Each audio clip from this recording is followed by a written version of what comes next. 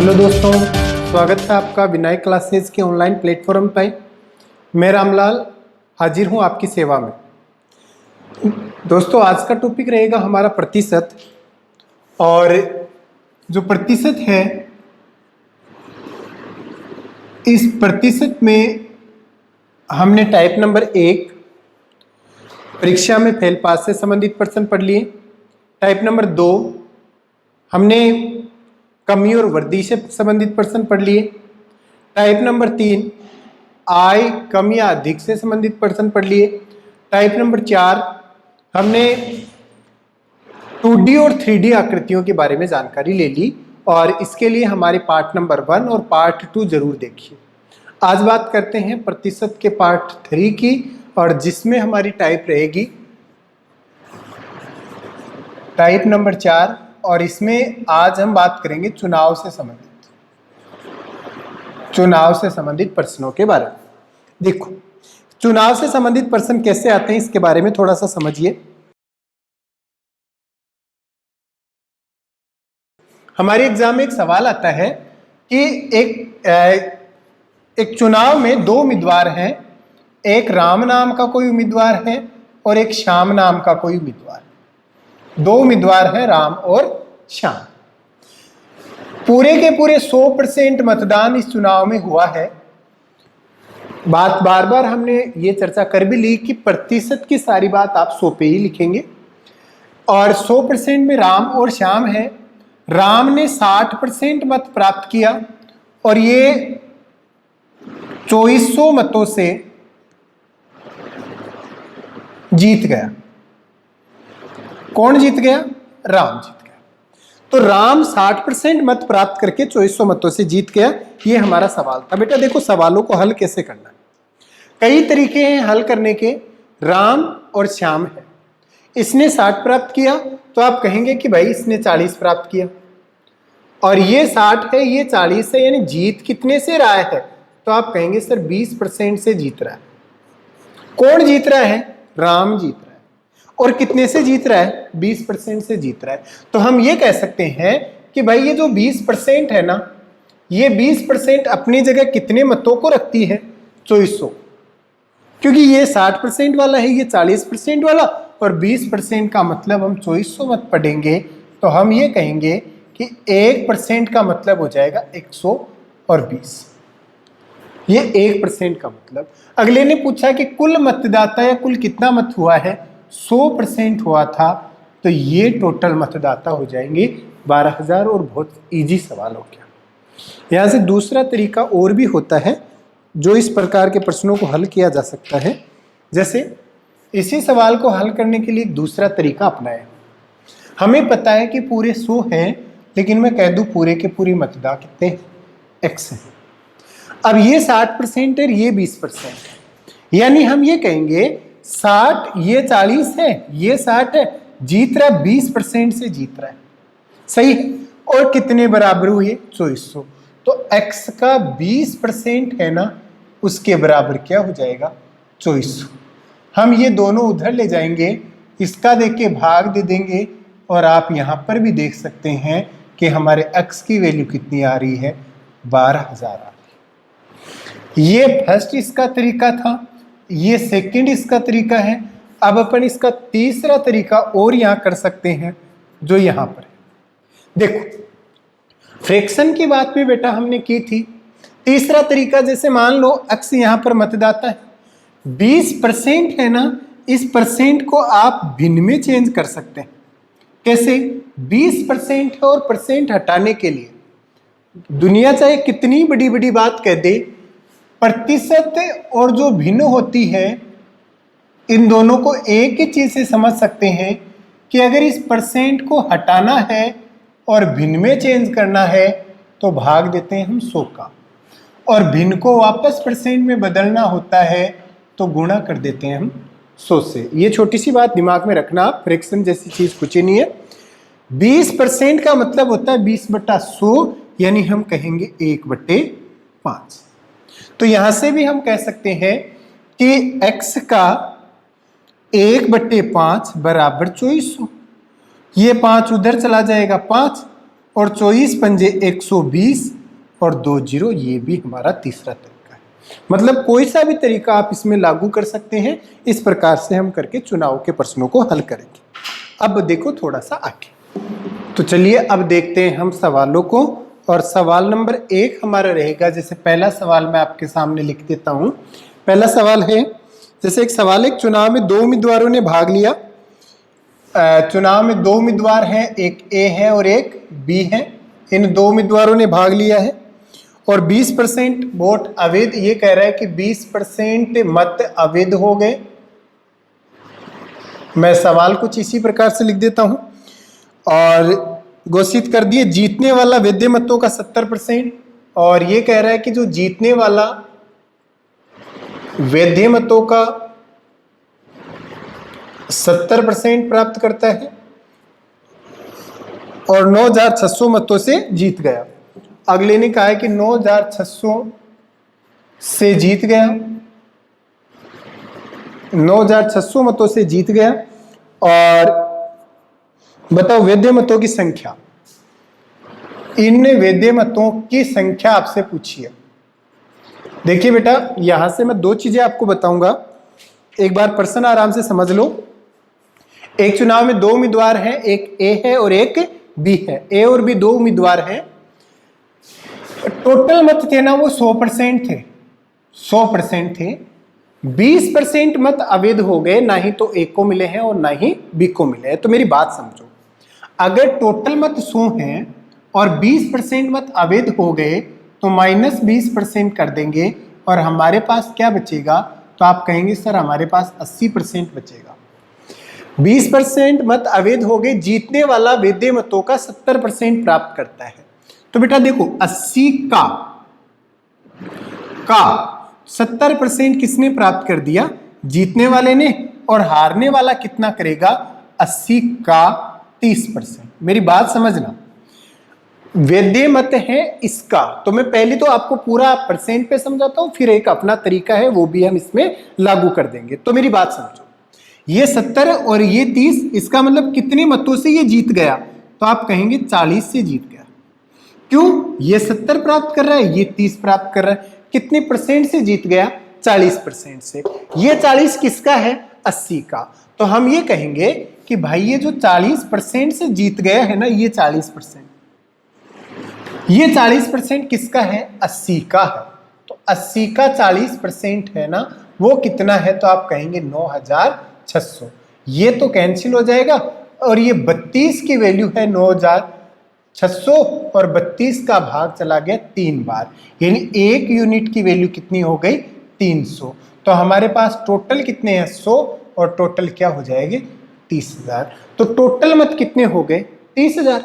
अगले ने पूछा था कि वैध मत बताओ, तो वैध हो जाएगा इसका 80% और 80% हम निकालना चाहेंगे तो वैध मत हो जाएंगे 24,000 और यही हमारे सवाल का उत्तर आ जाएगा। मेरी एक काम की बात समझना, पहले मैं इसको मिटाता हूं। ये जो तरीका है इसको थोड़ा आसानी से लेते हैं। पूरे के पूरे मत हैं, उनका पता नहीं कितने हैं। आराम से दूसरा तरीका एक बार समझना, ये बड़ी काम की बात। पूरे मत हैं, पता नहीं कितने हैं, मैं कह दूंगा कितना है, अक्सर सही है। 20% मत अवैध घोषित हो गए। इस 20% को है ना आपको बनाना है अपने भिन्न में, यानी 1/5 मत क्या हो गए हैं? अपने अवैध हो गए। बेटा एक बात बताओ मुझे, अवैध हुए 1/5 मत, 1/5 मत अवैध हो गए तो वैध कितने रह गए? तो आप कहेंगे इसका 4/5 हमारे पास वैध रह गए। ठीक, ये कितना ले गया? 70। ये कितना ले गया?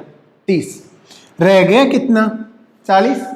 यानी 40 को भी अगर आप फ्रैक्शन यानी अपने इसमें बनाना चाहोगे तो आप कहेंगे का 2/5 और बराबर है 9,600। गुणा कर दिया 25 से और भाग दे दिया 8 का।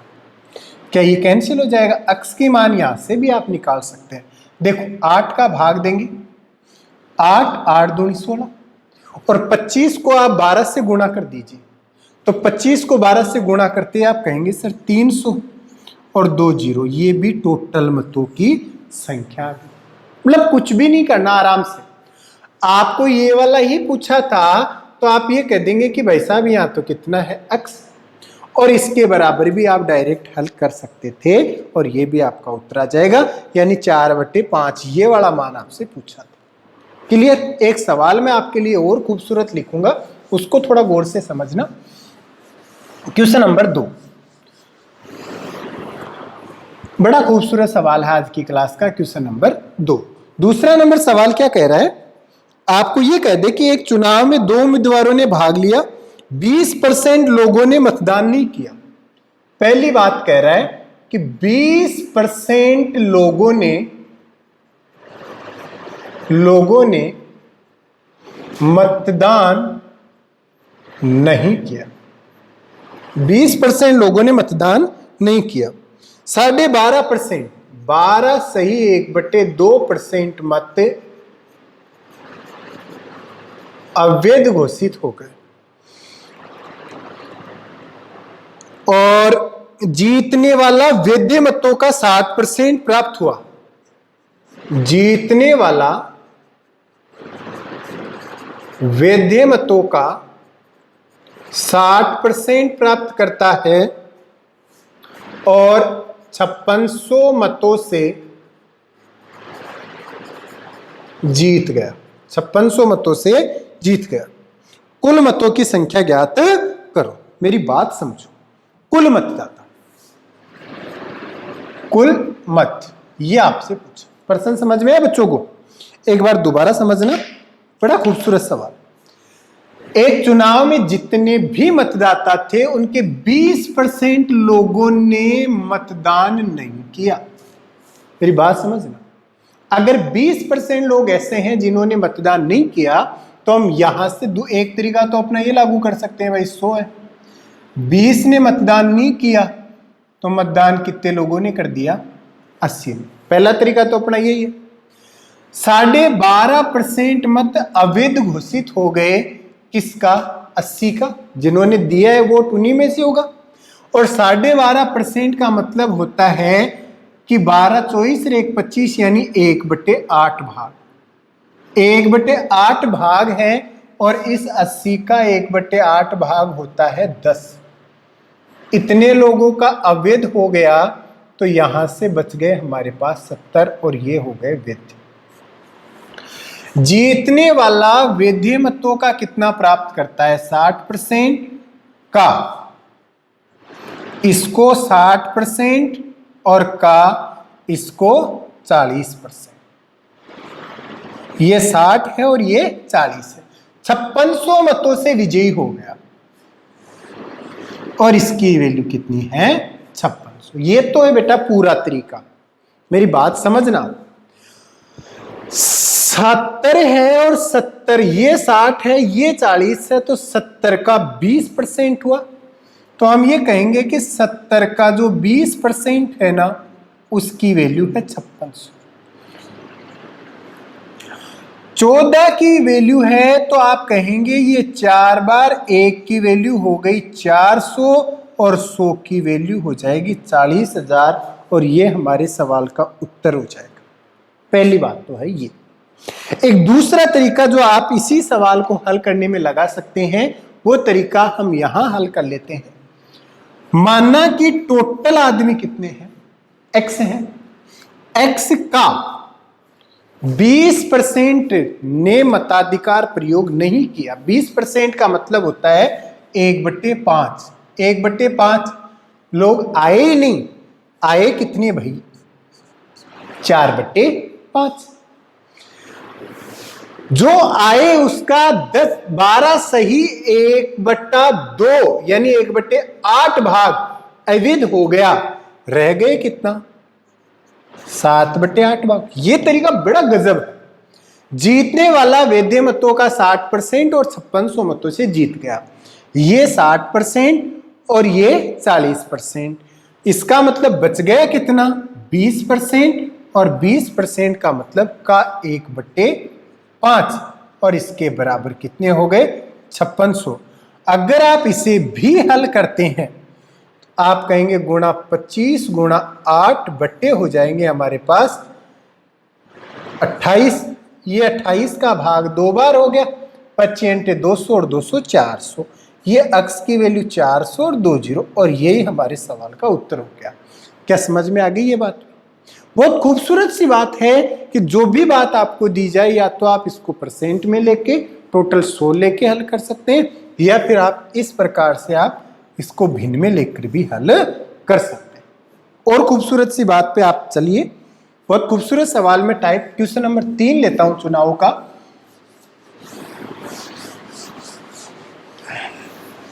देखिए, एक 3 नंबर क्वेश्चन है जो चुनाव से संबंधित है, बड़ा खूबसूरत सवाल है।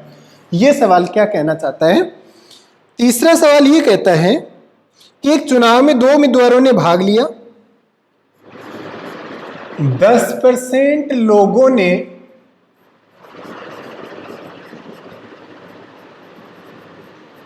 मताधिकार नहीं किया।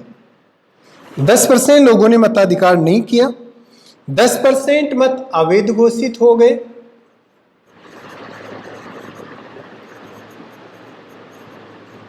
10% मत अवैध घोषित हो गए। जीतने वाला वैध मतों का 70%, जीतने वाला वैध मतों का 70% प्राप्त करके 7,290 मतों से 7,290 मतों से जीत गया। कुल मत। एक काम की बात समझ, मुझे एक बात बताओ कि 10% लोग हैं जो वोट देने नहीं गए। मैं आपसे सीधा सीधा पूछता हूं, टोटल कितने बेटा? देखो, आपके दिल की आवाज मेरे तक आती है, इसलिए आप दिल से बोलो। टोटल 100। 10% लोगों ने मताधिकार नहीं किया, इसका मतलब पूरे जितने भी लोग थे उनके 10% ने मताधिकार नहीं किया। कितने लोगों ने किया? शाबाश। 10 लोगों ने मताधिकार नहीं किया तो किया कितने ने? 90 ने। 10% अवैध घोषित हो गया। 10% का मतलब 90 का 10%, 90 का 10% का मतलब हम ये कह सकते हैं कि इसका 1/, जो 10% निकालना है वो निकालेंगे तो 1/10वां भाग हो जाएगा माइनस, और इसका 1/10वां भाग यानी कितना हो जाएगा? 9 और माइनस हो जाएंगे, बच गए कितने? 81। जीतने वाला वैध मतों का 70%, इसको कितने मिल गया? 70। तो इसको कितना मिल गया? 40। 7,290 मतों से जीत गया, और कितने से जीत गया? पहली मेरी बात समझ में आ गई? टोटल कितने थे? 100। 10% ने मताधिकार नहीं किया, बच गए कितने? 90। 90 का 10% 9 ही होता है, 9 और माइनस कर दिया, कितने हो गए? 81। जीतने वाले 81 का 70 ले गया, और ये 81 का कितना ले गया? 40। तो कितना रह गया? 7,290। अब काम की बात समझो, आप लोग मुझे ये बताओ कि ये 70 है, ये 40 है, इसका मतलब कितने परसेंट से जीत रहा है? 30% से। आप कहेंगे 81 का 30% है ना, वो हो जाएगा 7,290। अब आप इसे हल करेंगे ना तो जीरो तो देखो इसको दे देंगे, और 81 गुणा 3 का भाग दे देंगे, तो 3 24 यानी 243 हो गए, और 243 का भाग इसमें देंगे, कितनी बार गया? 3 बार, तो 1 की वैल्यू हो गई 300। 100 की वैल्यू कितनी हो जाएगी? तो आप कह देंगे सर 100 की वैल्यू हो जाएगी 30,000, और यही आपके सवाल का उत्तर आ जाएगा। समझ में आ गया बच्चों को? चलो फिर, बहुत खूबसूरत। ये तो था 30,000, और दूसरा तरीका भी आप इसमें लागू कर सकते हैं। कुल मत ही पूछे थे, कुल मत 30,000 हो गया। आप दूसरा तरीका भी इसमें लागू कर सकते हैं। दूसरा तरीका की बात करूं तो देखो, मैं इतनी सी दूरी में आएगा ये दूसरा तरीका। इतनी सी दूरी में कैसे आएगा? कुल मत कितने? x। कितने अवैध हुए? 10%। 10% को भिन्न में बदलो, 1/10। रह गया कितना? 9/10। फिर इसका कितना? 10%। 1/10 रह गया कितना? 9/10। फिर कितना? 30%। 30% ही तो है ना, ये 40 है और ये 70 है। 30 का मतलब 3/10 और बराबर क्या हो जाएगा, बराबर हो जाएगा 7290। और जब इसको हल करोगे तो भी आपके पास आ जाएंगे वो 30,000। समझ में आ गया। बस इसी के साथ हमारी ये 2 क्वेश्चन भी कंप्लीट, 3 क्वेश्चन कंप्लीट। एक और खूबसूरत सा सवाल मैं आपके लिए यहां लिखना चाहूंगा, बड़ा अच्छा लगेगा आपको। मान लो इस चुनाव से संबंधित पर्सन हो और एक सवाल आपको इस प्रकार से दे दे, जैसे बहुत बड़ा सा सवाल दे दे। एक चुनाव में 2 उम्मीदवार थे, 20% मतदाताओं ने मताधिकार का प्रयोग नहीं किया। 20% ने मताधिकार का प्रयोग नहीं। पहली बात,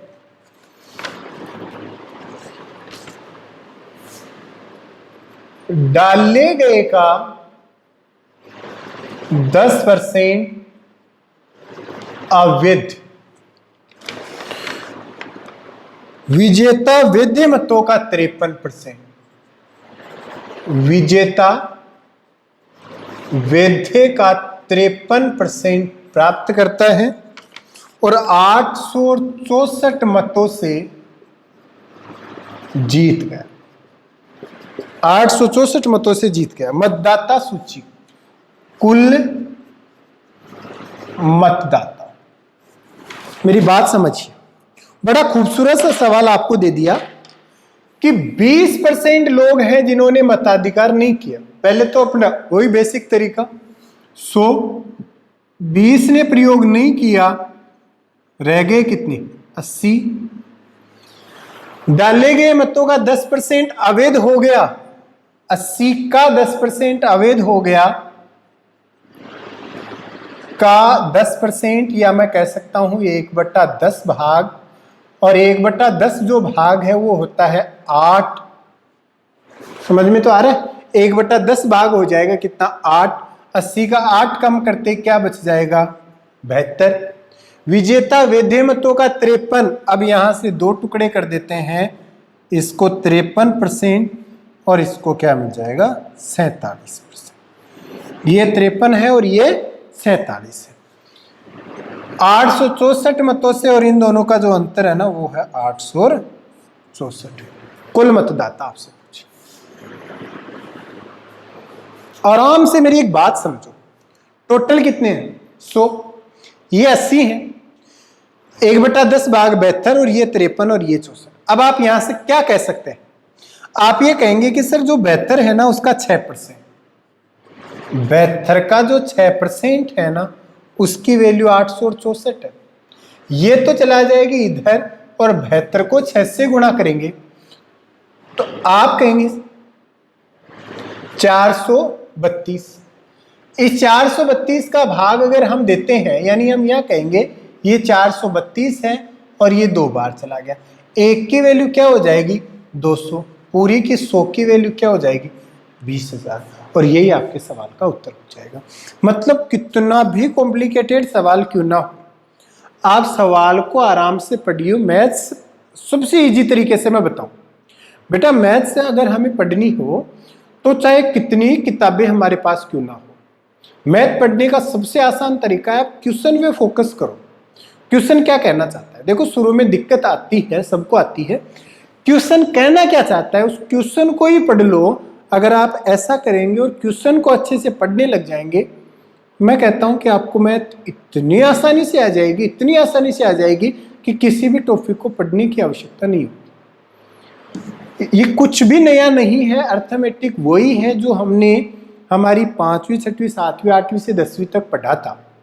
अब बहुत सारे लोग कहेंगे कि 10वीं ताणी की गणित पढ़ लो, गणित आ जाएगी। नहीं भाई, 10वीं तक की जो मैथ्स है उसमें और इसमें बस फर्क इतना है कि उधर आपको तरीके के नंबर मिलते हैं, यहां आपको तरीका कुछ नहीं लगाना, वो आपके अकॉर्डिंग लगाना है। मतलब कंपटीशन की जो मैथ है ना वो ये कहती है कि आप क्वेश्चन पढ़ना जानते कि नहीं जानते। यहां इस मैथ का आपको नौकरी में कभी भी आपको ये, जैसे मान लीजिए आप राजस्थान पुलिस में लग गए तो वहां पर कभी भी आपको जॉब लगने के बाद में परसेंट का सवाल नहीं पूछा जाएगा। ये परसेंट क्यों लागू की जाती है सर, ये इसलिए लागू की जाती है कि आप में सोचने समझने की क्षमता कितनी है।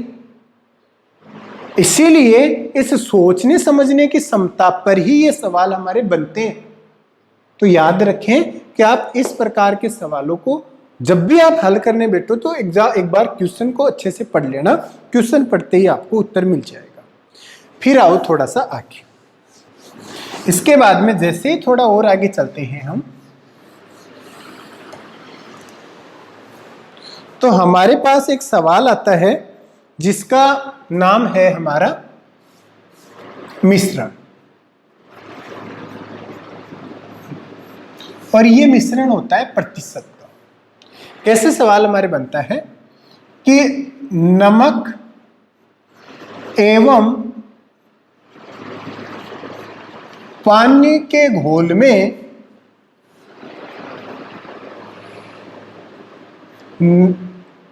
नमक और पानी के घोल में नमक की मात्रा 30% है।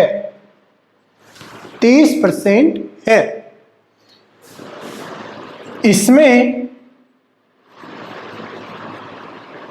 कितना नमक मिलाए कि नमक की मात्रा 40% हो जाए। यदि प्रारंभिक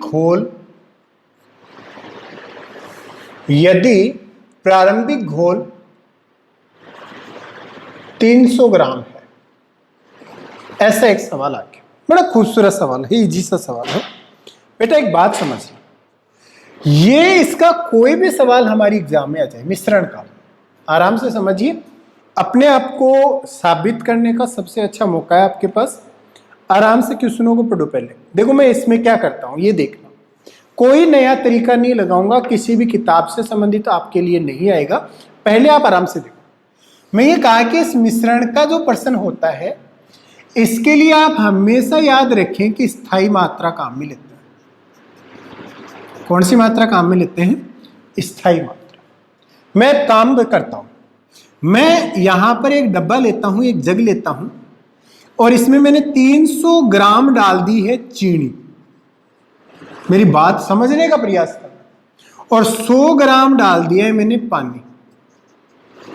चीनी डाली है मैंने 300 ग्राम और पानी डाला है मैंने 100 ग्राम। अब आप मुझे बताओ चीनी का परसेंट कितना है और पानी का परसेंट कितना है इस घोल में। तो आप कहेंगे कि सर इस घोल में जो चीनी है ना वो तो 75% है और जो पानी है ना वो 25%। चीनी तो कितनी है? 75% है और पानी कितना है इसमें? 25%। अब मैं आपको एक बात और बताऊं कि मैं इसमें ऐड कर देता हूं भाई साहब अब पानी इसमें मैंने और डाल दिया। कितना पानी डाल दिया? मैं कहूंगा 150 ग्राम, या मैं कहूं इसमें केवल 50 ग्राम मैंने पानी और डाल दिया। अब आप कहेंगे कि सर 300 ग्राम तो है चीनी, ये तो है चीनी, और 150 ग्राम है इसमें पानी। क्या मेरी बात समझ में आ रही है? चीनी तो कितनी है? 300, और ये कितना है? 150 ग्राम। और टोटल घोल यहां पर तो था 400 का, और यहां पर हो गया 450। सही है। अब मुझे आप लोग ये बताओ कि ये और ये परसेंट में कितने हैं? तो आप कहेंगे ये 66 सही 2/3% हो गया, और ये 33 सही 1/3%। काम की बात दोबारा समझ लेना, अगर समझ में नहीं आए तो मैं दोबारा बोलना चाहूंगा। मैंने घोल लिया था कितना? 300 और 100, 400 ग्राम। 300 ग्राम चीनी है, 100 ग्राम इसमें पानी। 75% तो हो गए इसमें चीनी, और 100 ग्राम यानी 25% हो गए इसमें पानी। फिर मैंने किया इसमें कि 50 ग्राम मैंने पानी डाल दिया। इस क्वेश्चन से कोई लेना देना नहीं है। इस एक बार अगर मैं यहां पर 50 डाल दूंगा तो 150 पानी होगा, कन्फर्म है। पहले 100 था, अब 50 और 150, और ये कितना है 300। टोटल वैल्यू कितनी है 450। ये हो गया 66 सही 2/3 और ये हो गया 33 सही 1/3। अब मैं आपसे ये पूछना चाहूंगा कि मैंने किसकी मात्रा डाली थी। आप कहेंगे सर पानी। क्या मैंने चीनी की मात्रा को 300 यहां 300 यहां है, क्या चीनी की मात्रा को कम या ज्यादा किया है क्या? आप कहेंगे नहीं किया। फिर भी चीनी का परसेंट पहले कितना था 75 और अब कितना है 66 सही 2/3। ऐसा क्यों हुआ? क्योंकि एक का परसेंट बढ़ेगा तो दूसरे का परसेंट ऑटोमेटिक कम होगा, चाहे उसकी मात्रा स्थायी हो। समझ में आई मेरी बात? इसलिए ऐसा सवाल आ जाए उसको कौन सी मात्रा लिखते हैं हम? स्थायी मात्रा लिखते हैं। अब देखो इस सवाल को हल करते हैं। एग्जाम में कोई भी सवाल आ जाए और ये कहानी नहीं समझ में आए तो बस इतना सा ध्यान रखना, ऐसे सवालों में हमेशा हम स्थायी मात्रा लिखते हैं। तो स्थायी मात्रा कैसे? नमक है और पानी के घोल में नमक की मात्रा 30% है। इसमें कितना नमक मिलाए कि नमक की मात्रा 40% हो जाए? क्या मिलाए? नमक। आप मुझे ये बताओ, अगर नमक मिलाने की बात आ रही है तो स्थायी मात्रा किसकी हुई? तो कहेंगे सर पानी की। अगर पानी की मात्रा स्थायी है तो हम यहां कितना दिया था 30, तो टोटल घोल कितना है 300 ग्राम। तो यहां एक तो नमक है और एक पानी है। नमक पहले 30% था, नमक अब 40% है। तो ये 30 था तो यहां हो जाएगा 70 और यहां हो जाएगा क्या 60। जबकि ये मात्रा कौन सी है? स्थायी। टोटल कितना है 300, लिखना कौन सा है? स्थायी। तो ये हो जाएगा 300 का 70/60। यहां से हल करेंगे और 5 350, यानी हमारे पास कितना आया है 50 ज्यादा आया है। पहले कितना था 300 था, अब 350 हो गया। यानी हम ये कह सकते हैं कि कितना मिलाया गया है, तो आप कहेंगे 50 ग्राम इसमें पानी मिलाया गया है। एक और सवाल देखो।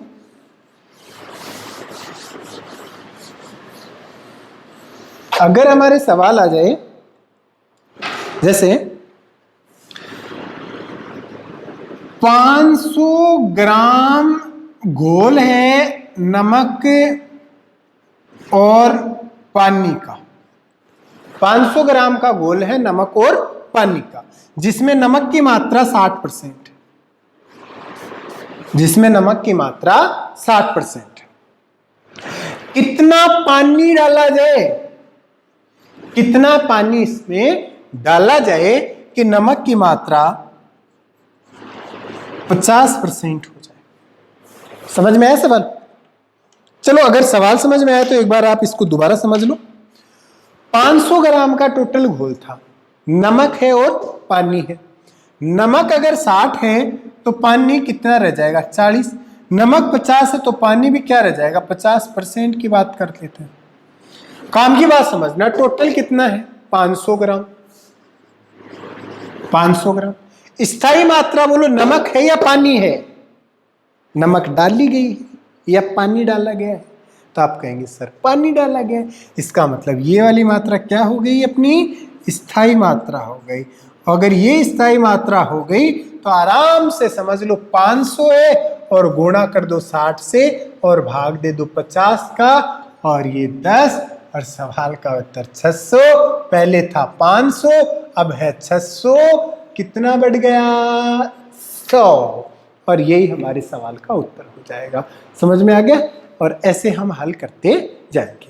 और देखो इसके अलावा हमारे पास क्या सवाल इसमें पूछा जा सकता है। इसके अलावा परसेंट में बहुत सारे सवाल आते हैं। जैसे एक सवाल मैं आपके लिए लिखना चाहूंगा कि गेहूं के मूल्य में, ऐसा सवाल आ जाए, गेहूं के मूल्य में 15% वृद्धि होने पर,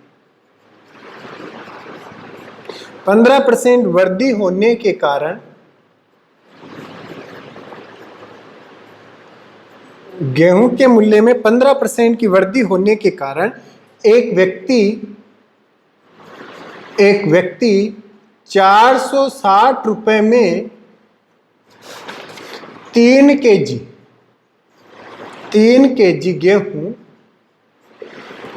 गेहूं कम खरीद पाता है।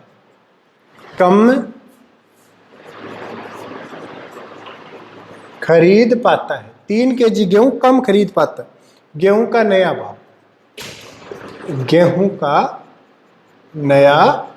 भाव।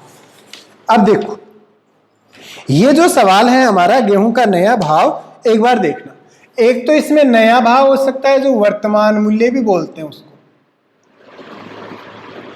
और एक हो सकता है इसका पुराना भाव, इसको प्रारंभिक मूल्य भी बोलता है। नया भाव है, इसको बढ़ा हुआ भी बोलते हैं और इसी को घटा हुआ भी बोलता है। क्यों? कि भाई अब जो भाव है वो या तो बढ़ा हुआ रहेगा या घटा हुआ रहेगा, पहले वाले से या तो ज्यादा रहेगा या कम रहेगा, इसको बढ़ा हुआ या घटा हुआ बोलते हैं। याद रखना, नया, वर्तमान, बढ़ा, घटा बराबर 100।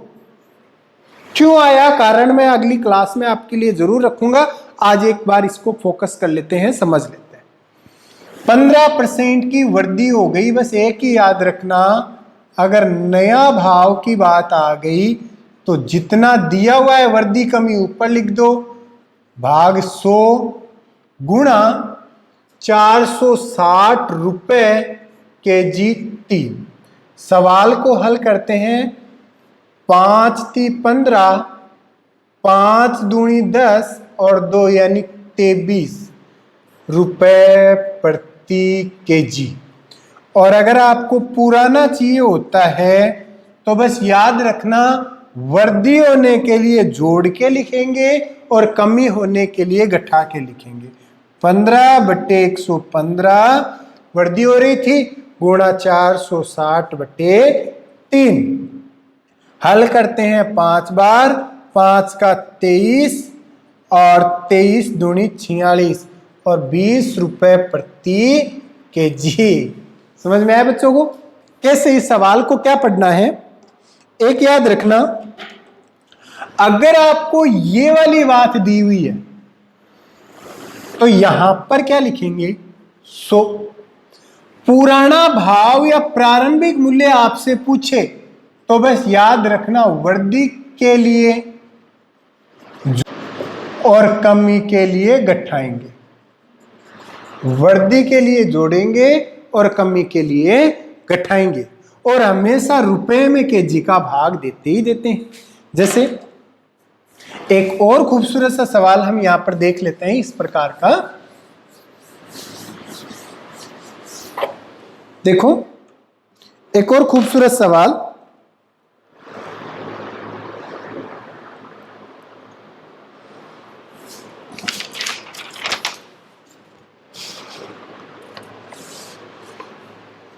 यह है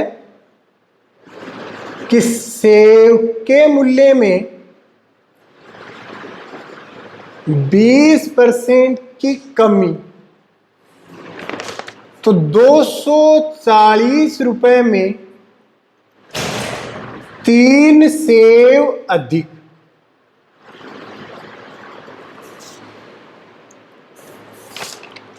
आपसे ये पूछ रहा है कि पुराना भाव और नया भाव। तो समझो, मैं आपसे ये कहता हूं कि सेव के मूल्य में कमी कितनी हुई है? 20%।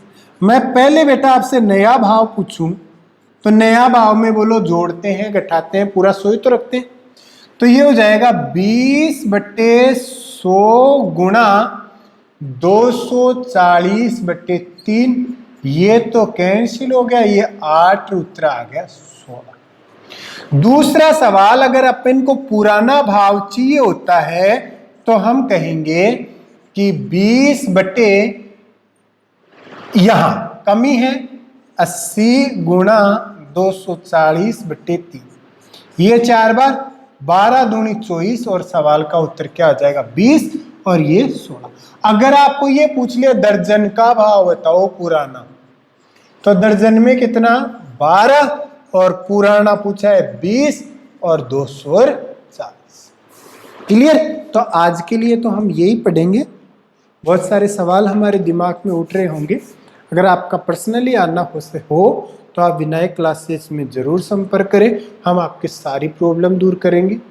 आपके एग्ज़ाम बहुत नज़दीक आ गई है तो अपने सारे काम धंधे छोड़कर अब एग्ज़ाम पे लग जाएं, क्योंकि बहुत सारे काम है जो आपकी इससे एक जॉब के कारण सफल हो सकते हैं। हम उन सब के लिए कुछ ना कुछ जरूर कर देंगे जो हमें चाहते हैं, और वो कब हो सकता है? इस बार की, इस महीने भर की तैयारी के साथ। हमारी बेस्ट विशेज आपके साथ हैं। बहुत बहुत धन्यवाद।